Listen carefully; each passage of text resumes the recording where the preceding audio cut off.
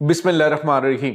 अस्सलाम वालेकुम नाज़रीन, मैं हूं डॉक्टर अली और आप देख रहे हैं मेरा फेसबुक और यूट्यूब चैनल। नाज़रीन, बड़ी ही ज़बरदस्त खबर आ रही है कि भारत बुरी तरह से फंस चुका है। जी नाज़रीन, भारत ने किस तरह से पाकिस्तान के खिलाफ ऑस्ट्रेलिया हमले का प्रोपेगेंडा किया, किस तरह से प्लानिंग की गई कि पाकिस्तान को बदनाम करना है, लेकिन अब बाकायदा तौर पे ऐलान कर दिया गया है कि ये बाप बेटा दोनों नदीम अकरम और साजिद जो है ये कौन थे और इनका ताल्लुक कहाँ से है, जिसके बाद भारत के अंदर इस वक्त कोहराम मचा हुआ है। इसकी तमाम तर डिटेल, जबकि पाकिस्तान के मुसल्लह अफवाज ने बहुत बड़ी तादाद में भारतीय स्पॉन्सर्ड दहशत गर्दों के पर खच्चे उड़ाए हैं, कहाँ पे कितनी बड़ी तादाद में ये मारे गए हैं, ये तमाम तर डिटेल्स आपके साथ हम शेयर करेंगे। वीडियो की तफसील में जाने से पहले अगर आपने हमारे इस चैनल को सब्सक्राइब नहीं किया हुआ तो आपसे गुजारिश है काइंडली इसको सब्सक्राइब कर लें और बेल आइकन को ज़रूर दबा दें ताकि हमारी आने वाली वीडियोस सबसे पहले आप तक पहुंच सके। नाज़रीन, हम आपके शुक्रगुजार हैं जो आप हमारे वीलॉग्स को देखने के लिए वक्त निकालते हैं और कमेंट सेक्शन में अपनी मोहब्बतों का इजहार भी करते हैं। नाज़रीन, इस वक्त आपको पता है कि कल से ऑनवर्ड जब ये हमला हुआ था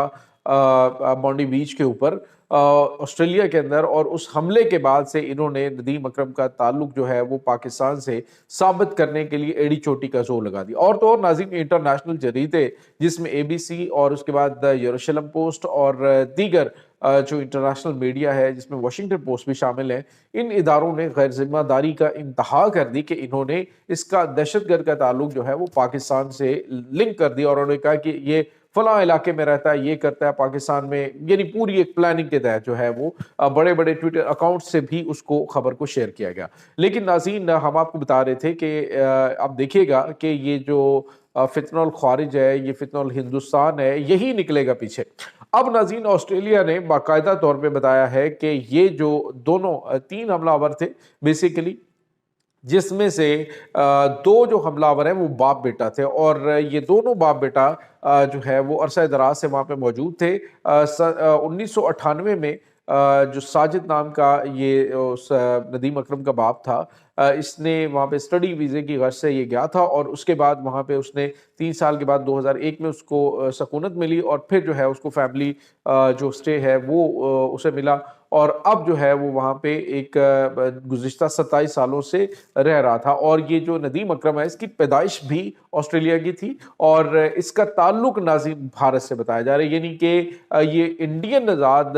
जो है वो भारतीय शहरी था जिसकी जानिब से ये हमला किया गया और भारतीय मीडिया ने कल से नाच नाच कर घुंघरू तोड़ लिए थे और कहते थे कि पाकिस्तान इस हमले के पीछे। अब उसके बाद से भारतीय मीडिया को साफ सूंघा हुआ है और वो जो कल तक चीख चीख के कह रहे थे कि देखे पाकिस्तान के अंदर दाइश और अलकायदा के अड्डे, अब जो है वो भारत के अंदर फुटप्रिंट जो है वो ऑस्ट्रेलिया के उस हमले के बाद सामने आए हैं। और दूसरी जानिब नाज़रीन, फिर मुसलमानों के खिलाफ इस वक्त उस वाक़े के बाद से लेकर घेरा तंग किया जा रहा है, वहाँ पे स्टूडेंट्स को तंग किया जा रहा है और दीगर बहुत सारे मामलात वहाँ पे हो रहे हैं। लेकिन इसमें किसी भी कम्युनिटीज़, यानी कि वो चाहे अरब ममालिक से ताल्लुक़ रखने वाले मुसलमान हैं, चाहे एशियन ममालिक से ताल्लुक़ रखने वाले मुसलमान हैं, सब के लिए इस वक्त मुश्किलात हैं इस वाक़े के बाद से। लेकिन जो काबिल ज़िक्र चीज़ है वो ये नाज़रीन कि ऑस्ट्रेलियाई हुकाम को ये देखना चाहिए कि जो वहाँ पे सूरत हाल है वो ये है कि उस दहशतगर्द को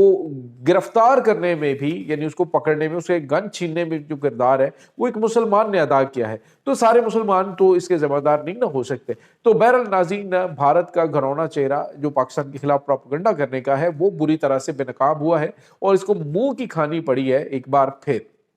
इसके साथ ही नाज़रीन, एक और बड़ी और अहम तरीन डेवलपमेंट जो है वो सामने आ रही है और वो ये है कि आज पाकिस्तान की मुसल्लह अफवाज ने डेरा इस्माइल खान के अंदर दहशत गर्दों को बहुत बड़े लेवल पर जो है वो नुकसान पहुंचाया है। बेसिकली ये दहशत गर्द नाज़रीन इन एरियाज़ के अंदर डेरा इस्माइल खान के जो नवाही इलाके हैं वहाँ पर मौजूद थे और वहाँ पे इन्होंने अपने आप को एक इंसानी मतलब ढाल में छुपाया हुआ था, सिविलियन इलाके थे और उन ढाल को इस्तेमाल करते हुए ये अफवाज पाकिस्तान के ऊपर हमले कर रहे थे। जो फुटेज सामने आई है उसमें देखा जा सकता है कि दहशतगर्द जो है वो घरों की ओर लेकर, जो सिविलियन घर हैं उनकी ओट में सिक्योरिटी फोर्सेस के ऊपर हमले कर रहे थे। लेकिन इसके बावजूद पाकिस्तान की मुसल्लह अफवाज ने एक बड़ा ज़बरदस्त ऑपरेशन किया और इस ऑपरेशन के अंदर नाज़रीन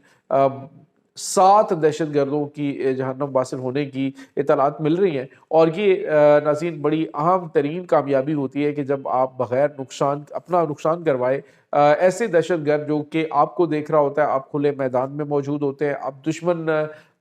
کے اوپر اس طرح سے حملہ بھی نہیں کر سکتے، کیونکہ اگر آپ شہری آبادی جہاں پہ یہ چھپے ہوتے ہیں، انسانی ڈھال انہوں نے لوگوں کو وہاں پہ بنایا ہوتا ہے، تو وہاں پر اگر ایک کھلا حملہ کیا جائے تو وہ کولیٹرل ڈیمیج جو ہے اس کا باعث بنتا ہے، بہت بڑی تعداد میں لوگ اس میں مارے جاتے ہیں۔ تو یہ پاکستان کی مسلح افواج کا وتیرہ رہا ہے کہ انہوں نے اس دہشت گردی کے دوران کم سے کم نقصان، یعنی پوری ورلڈ میں آپ دیکھیں تو دہشت گردوں کے خلاف نقصان ہمیشہ جو ہے وہ زیادہ سیکیورٹی فورسز کا ہوتا ہے، لیکن پوری دنیا میں جتنا نقصان ہوتا ہے اس سے کہیں زیادہ کم پاکستان کا ہے۔ اس کی وجہ پاکستان کا پروفیشنلزم اور افواج پاکستان کا دہشت گردوں کے خلاف آپریشن کرنے کا تجربہ اور بہترین جنگی حکمت عملی ہے۔ دوسری جانب ناظرین آپ کو یہ بتاتے چلیں کہ ملا ہیبت اللہ اخوندزادہ اور اس کے بعد جو حقانی نیٹ ورک ہے، ان کے درمیان اب فاصلے بڑھنا شروع ہو گئے۔ کل سراج الدین حقانی نے ایک بیان دیا تھا جس میں جو پالیسیز ہیں